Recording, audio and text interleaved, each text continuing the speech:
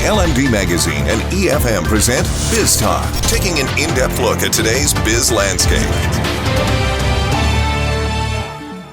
Welcome to another edition of LMD EFM Biz Talk. Today we're speaking to the CEO of the Colombo Academy of Hospitality Management, Mr. Stephen Bradie Miles. Good morning and thank you for joining us today.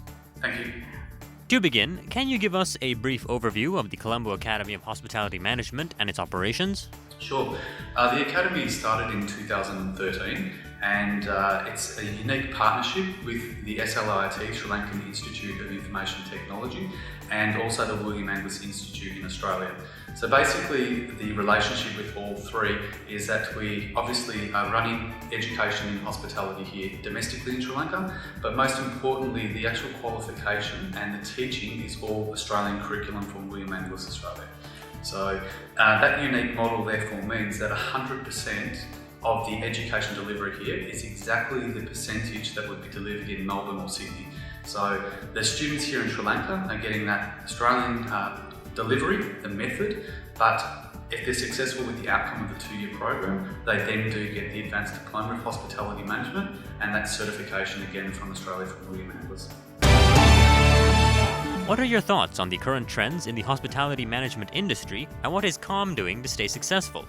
Yeah, look, there's a lot of discussion in the country about the tourism hospitality sector, and obviously people are talking about this growth, the massive amount of tourism, and we can physically see that the tourism is growing. There's a market share for everyone to obviously be involved in. I think the one thing with the trend in the industry is that now there's more and more opportunity for young people, particularly in Sri Lanka, to be involved in that employment. Certainly the labour force is screaming for young, talented, dynamic students, and so we're quite fortunate to be a part of moving with that global trend. The other thing too is that from a Colombo Academy perspective is that when we think about our students and how we deliver to our students, we try and put them in a scenario of real working conditions all the time. And we challenge them and we have to make them think outside of the box and get them prepared and be industry job ready. So ways in which we do that, a lot of the times I'll invest in extracurricular activities. We will bring in master chefs from Australia. They'll come in and do celebrity workshops with the students. That allows them to see perhaps an Australian way of thinking in a cookery component.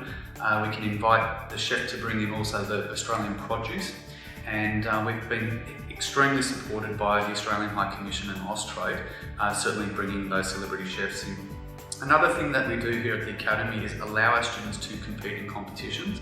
And I'm really proud to state that our Academy is the only academy in Sri Lanka that has been given the permission to have a student represent the whole of Sri Lanka to go to India every year to represent not only us in the nation, but also, of course, our student cohort.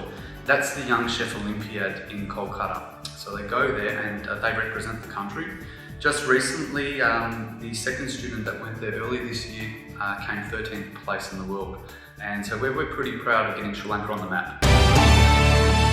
How does COM differentiate itself from other industry players? Look, again, initially, the first question you asked me was about obviously our partnership arrangement with William Angus, and obviously the delivery and the curriculum comes back to that 100% qualification. What is also great for us is that it provides another pathway for students to then think about higher education even further. So after they complete the 2-year program here, they have the opportunity to then enrol at the campus in Melbourne at William Angus and then go on to further studies. So that's one component there where they can continue with the Australian education system all the way through. I think the other important thing where it comes to industry and where we're seeing a change in terms of what's needed for industry is that industry are constantly coming to us and asking us about more and more students, how many batches we've got. And we're now starting to see success with our alumni graduates, and obviously our teaching method is all about that customer service, that thought process.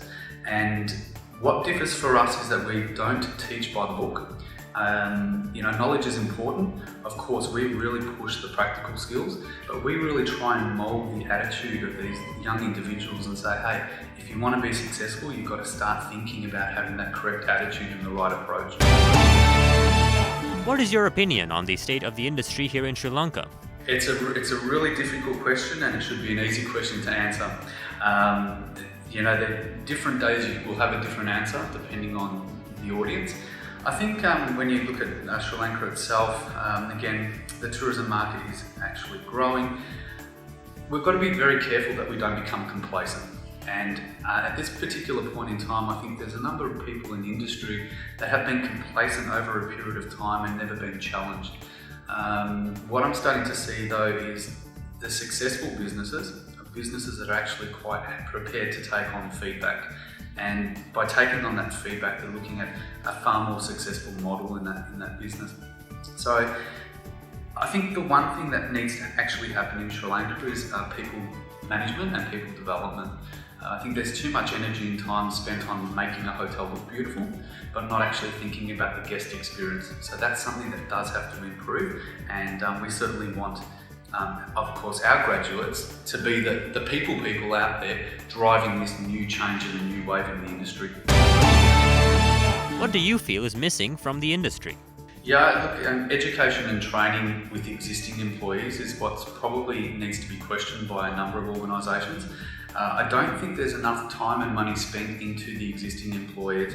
Now, retaining of staff is always difficult in our industry, but if we're able to look at training and educating, multi-skilling and also upskilling existing employees, we'll find that the retention rate is a greater rate. In terms of the industry itself, I find that there's a lot of people still, when you go into the organisation, they're robotic, a little bit mundane, and perhaps they've just become also a little bit complacent about their work. What we need to do is, by training, is drive the enthusiasm of the existing employees, where they've got this ability to think about a tier or a stepping stone in industry, and know that there is this, perhaps, I guess, moving up the scale. And Sri Lankans naturally are hospitality-based people anyway. The skill is there. It's actually just polishing that skill. I get asked a lot of questions about the country, and in terms of the people here, this is the friendliest nation on earth. Now, if you can judge and put that friendly component in the hospitality industry and polish that off, you will have guest satisfaction go through the roof. So the issue there, I think, is maybe confidence. It's actually confidence in the people. It's always question, where the alternative should be not so much question, look at what you're doing and polish it. What can you tell us about your future plans for COM? Yeah, look, obviously from our perspective, we want to grow where we've got the ability of tapping into all areas in the whole country, so every single corner. Currently we have students coming from every single corner, but ideally our next phase would be to get out there with satellite components and look at maybe the areas of job skills for people. It doesn't necessarily mean that we will offer a 2-year program to all. We'll look at shorter courses that can then assist others getting into the labour market. That's really important as a strategy for us at CALM. On a larger level, and certainly a longer level, we've got probably 2 areas that I'd like to focus on, and that would be getting a number of people from SARC countries actually studying in the country, and the ability to bring people in from the SARC countries to be exposed to the industry as well. And then likewise, we may get to the stage where we replicate our model, obviously with links with Australia, and who knows, the CALM model might actually be in India and Pakistan and Bangladesh. So look, the future is very bright in the SARC region. Certainly the short-term factor for me is getting it right here in Sri Lanka, but ideally I want Sri Lanka to be the hub of the education in the SARC region, so that's certainly my plan. On a personal level, of course, I've enjoyed living here for the last 3.5 years with my wife and family, and so that personal level is staying here and watching all these young kids in the industry now just go further and further into career paths. So it's a really exciting time, it's rewarding, and just to get that feedback from students that have gone out there, they've thanked us or we've seen success, that's what drives us to actually build the business even more. Thank you for joining us today, Mr. Bradie Miles. No, thank you very much for your time as well. Thank you. Tune in every Tuesday and Thursday for more insights from our business community. You can also log on to efm.lk and lmd.lk/lmdtv for a visual experience of Biz Talk.